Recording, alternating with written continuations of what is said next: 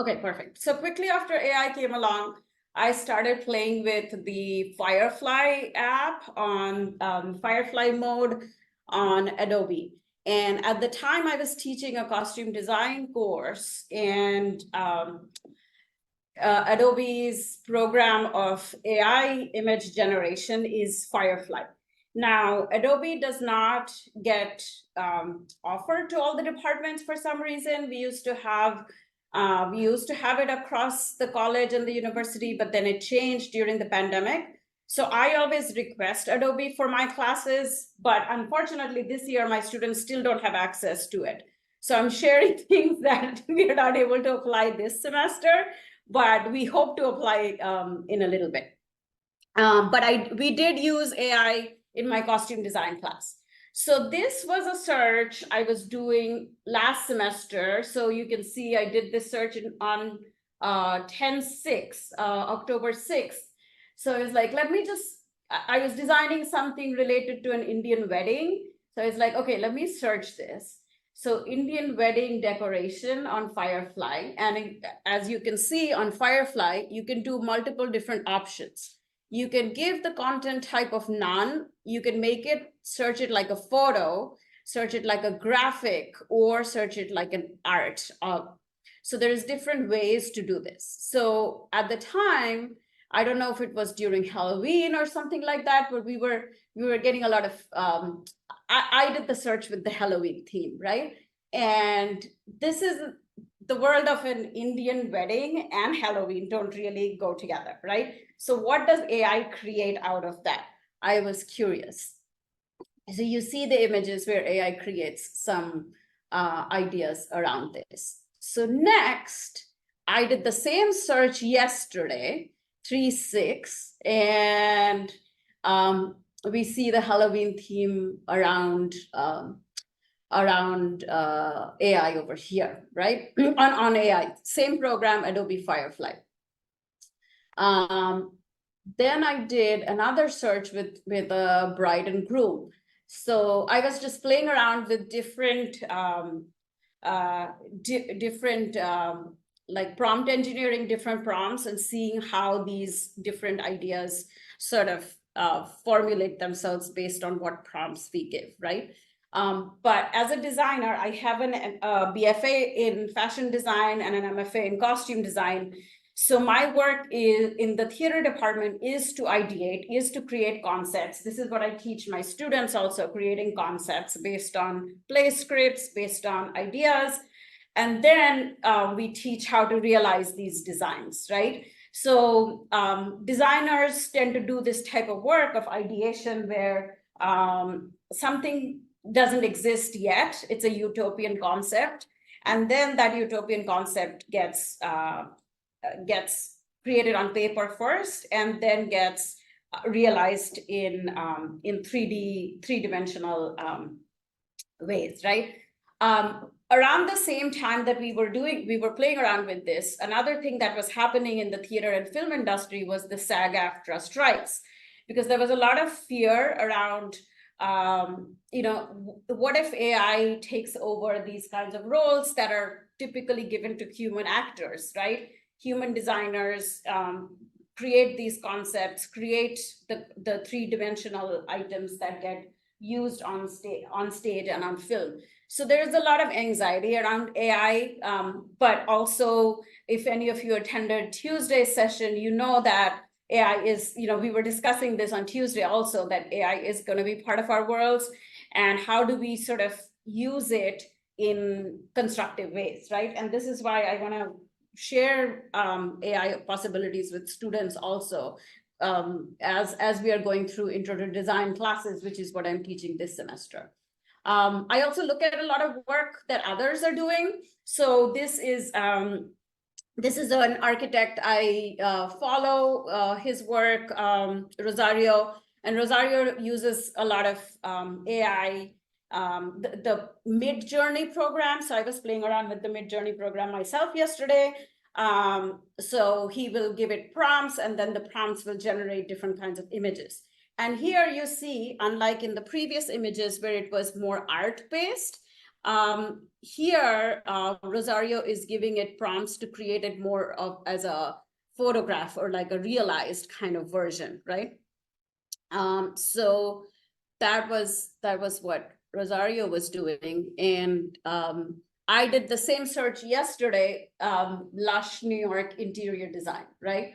And what comes up? So those of you who are in the chat, maybe you can find some similarities between what's coming up with my prompt and with Rosario's prompts.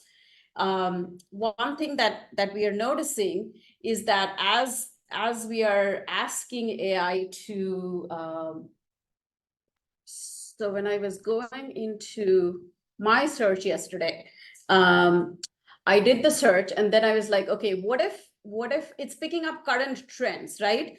And trending is a big thing in the design world, right? There are companies that do trend searches that create trends. Promo Steel, for example, is one of these companies in fashion. And they're paid hundreds of thousands of dollars, millions of dollars to create trends for the future, right? And they create these trends for like 2 to 4 years in the time period. So if they're creating a trend in 2024, it's going to last till like 2026, 2027. These are real life designers who are creating that now, right? So what does AI do? If I ask it to go to, my prompt here was 2030. What does the interior design of a New York space look like in 2030? And as you can see in that kind of a prompt, it's coming up with, you know, futuristic design, futuristic lighting, futuristic interior design. You see that sort of shape that it's creating. So there's so AI is trying to sort of figure out what the trend is in the future without having those guidance from trend setting companies, right? So it's trying to figure out based on what is out there, what the trend might look like, what it might look like in 2030, right? These are other searches, the other designs like that Rosario was creating, the architect. His prompts here were lake, futuristic design, lake house modern, etc., right? And then it's Rosario was asking for other details. So you see in these other details the kind of stairways that it's creating, or the kind of lush landscape it's creating, bathrooms it's creating, again, based on prompts that the designer is feeding the program, right? Again, look at how, based on current trends, these things are. If the same search is done with new prompts like craftsy or modern or farmhouse, we will start to see different kinds of designs coming up, right? And then I was looking at the work of another scenic designer, UT Austin scenic design professor, Josephat Reynoso, with whom I have worked on different projects. And he was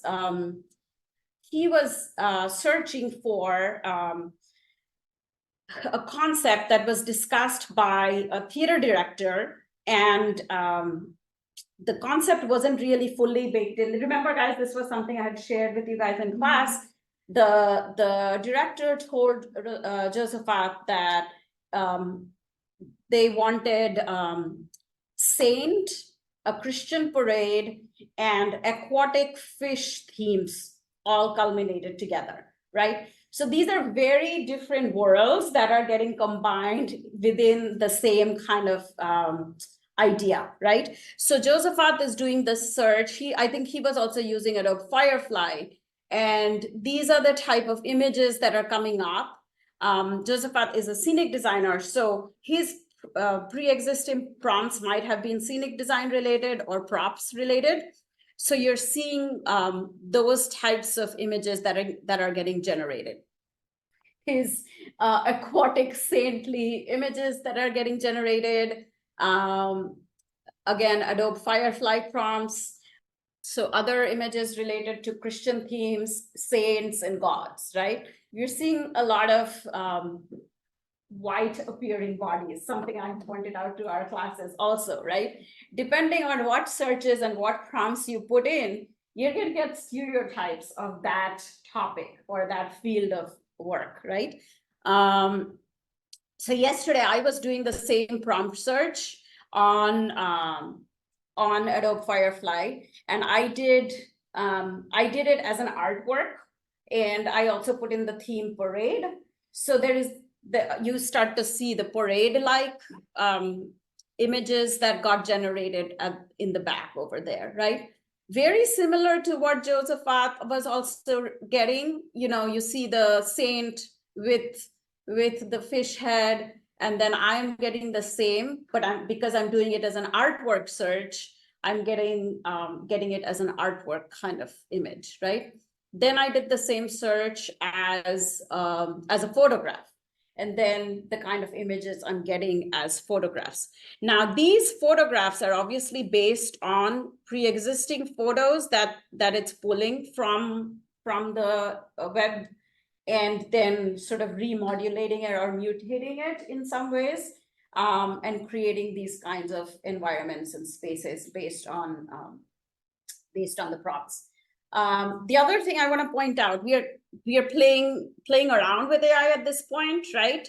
But if you really have to use AI to use it in your conceptualization for production work, which we do in the theater department, or we train students to go into film and other kinds of productions, we have to move things from ideation to conceptualization, from ideation to realization, right?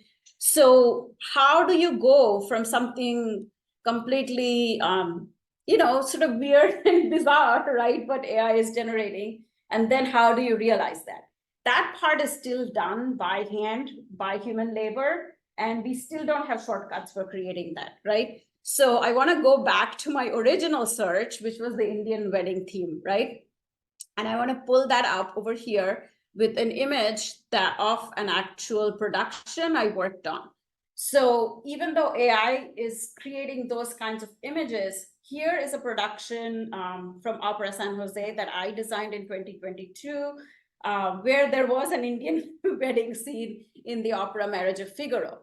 So in this case, this work that you see on stage is based on the work of and collaboration of many artists, right? I was the costume designer and cultural consultant on the project, but there was a scenic designer, there was a lighting designer, there are obviously many performers, there's a choreographer, there are shop personnel who are building all of these items, there's a director who's envisioning all of this, there's a artistic director who has sort of imagined this project in such a way. So there's, over 200 people whose hands have touched this project, right? So what does it take to go from something as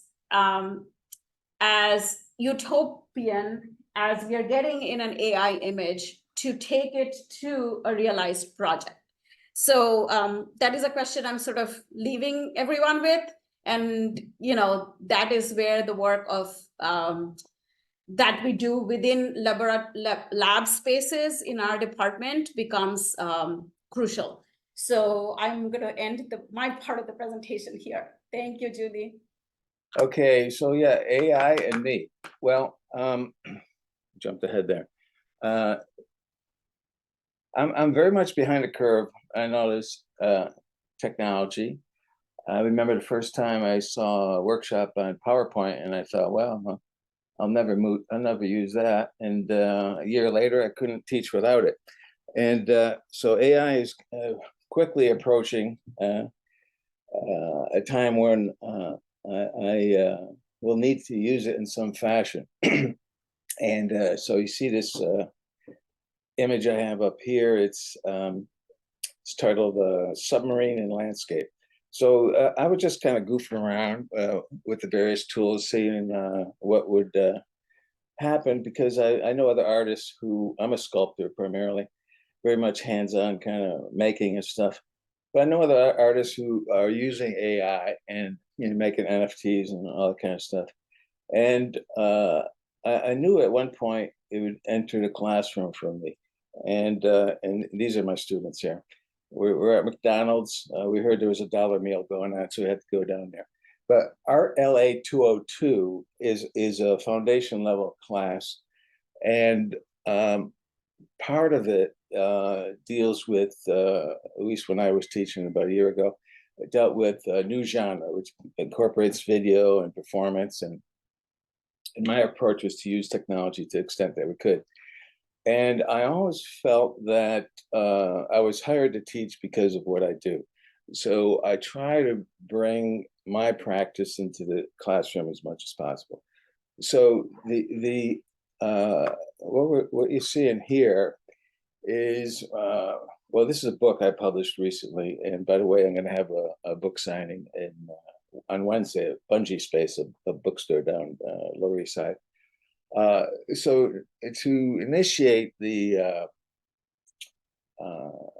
tech approach to our LA, I created a project that dealt with scanning and layering of imagery, and then we would eventually go on to Photoshop and video and exploring the AI thing. This book was all about scanning and layering. I found this book, American Sculpture, 1951, which was a catalog from the Metropolitan. And I always liked the book. I had it for like 20 years, trying to figure out what to do with it. So I started scanning it, and this layering happened. I didn't really expect it to happen to this extent, but it picked up the front, the back, and the following page. The intensity of the scanner made that possible. And so I decided to print a facsimile, an aged facsimile of that catalog, same size, all the pages, but now layered. So that's how we started in my class. And whoops, there we go. So this is some student examples. There's one student, and the prompts had to do with popular culture and the visual arts, and kind of merging the two of them. I don't know if anyone here saw the video projection that was at MoMA this past year, where it looks like a giant screensaver, and the artist took apparently information from the collection about the works in the collection and put them through AI and made this giant kind of video screensaver kind of thing. And more or less that's what we were doing here, but with static images, the layering and the morphing and dealing with the transitions. And it was partly inspired by this friend of mine, Jonathan Quinn, who uses AI a lot. Of course, he would not tell me what his prompts were or anything like that, because he felt it was proprietary information. But anyway, so he used a program and that he fed prompts into.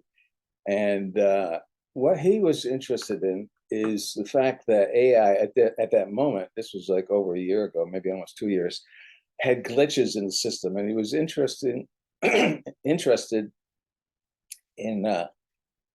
using it at that point, because in a year later it would be different. Same prompts a year later would be different. You know, and Deepsikha, I think, touched on that a little bit.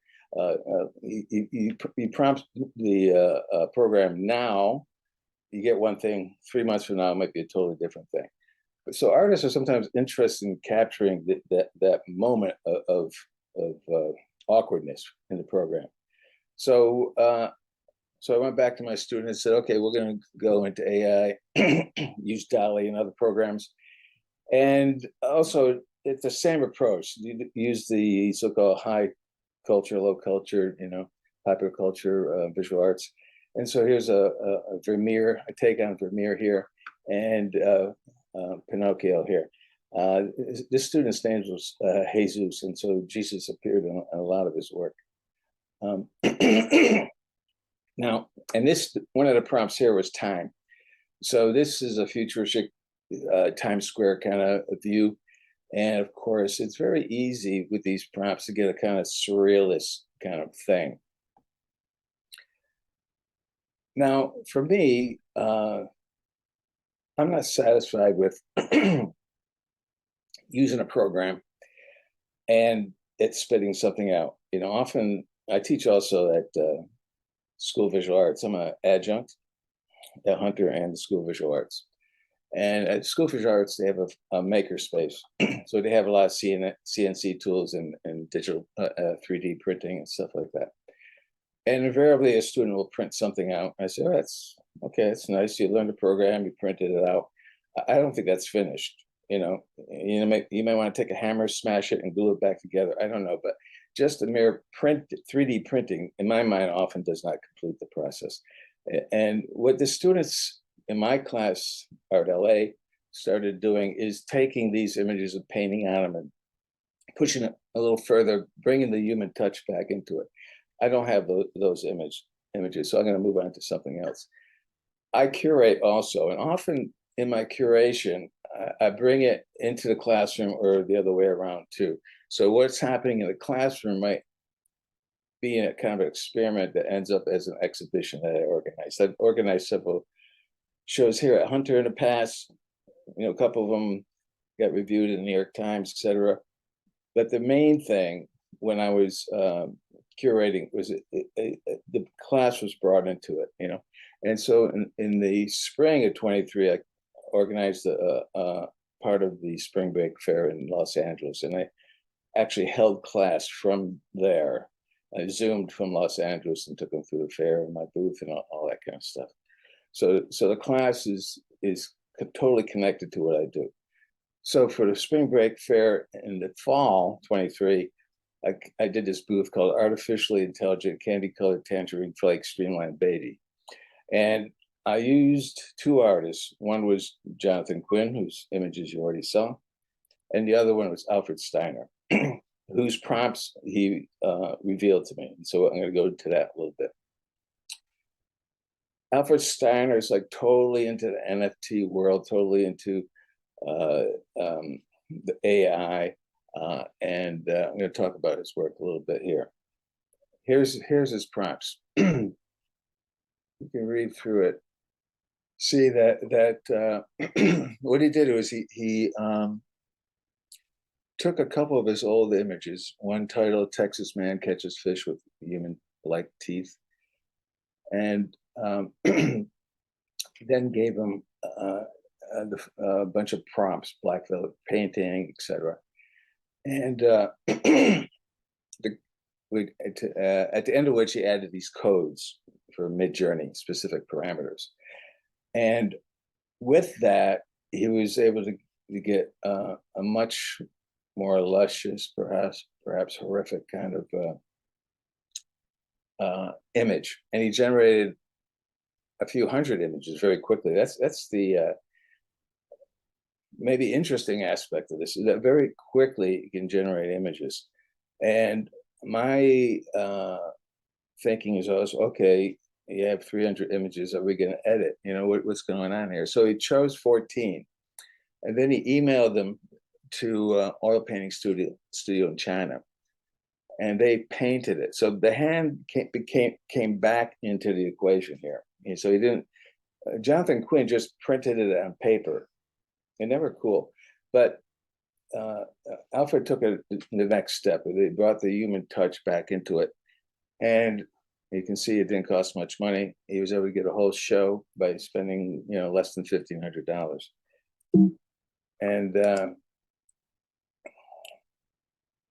And this is the final image I'm going to show. But in the booth that I curated, he had all 14 images. So the short story is that as an artist, I try to bring my practice into the classroom, and the classroom kind of feeds my practice again. And so it's a constant kind of loop sort of thing.